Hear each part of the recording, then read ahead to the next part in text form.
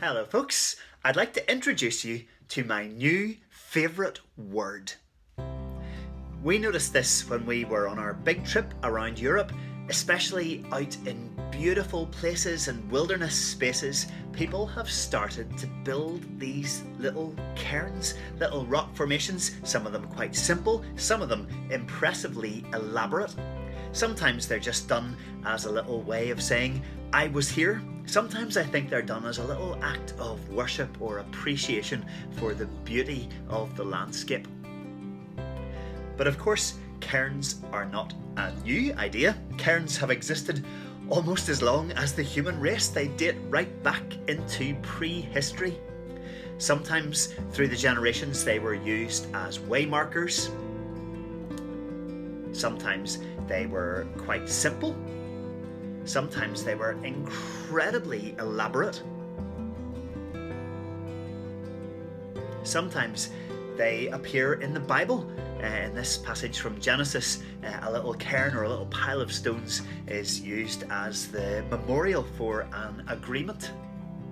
And sometimes they are used as a prayer or as an act of worship.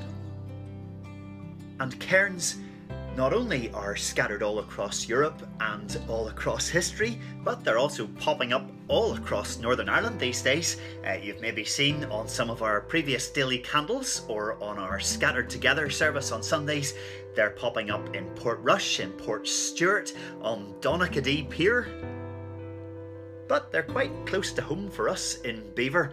Lots of roads around Belvoir Parish are called the Cairns Hill Road or something to do with cairns. We also have a local primary school, Cairns Hill Primary School.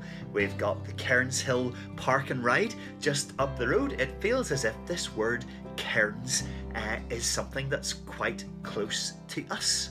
So enter the artistic talents of Susan and the bashing bits of wood with a hammer talents of Ken, and behold, the first of many of Belvoir Parish cairns. So we're going to try and reclaim this word a little bit here in the Belvoir Parish garden. This is the first of what we hope will become a little trail all around the garden with different cairns with different themes. One to be thankful, one for the people that we're praying for, one for the places that we're praying for, things like our local hospitals and schools. All sorts of different creative ideas dotted around the garden so that you can come at any time, come as you are, bring a stone if you would like, or just take a little bit of time around the different cairns and use it as an open, outdoor, 24/7 interactive, imaginative prayer garden where we can spend some time in God's presence at any time and during any kind of day and in any situation. And so we pray for light in a dark world, for hope in a fearful heart, and for peace in a troubled soul.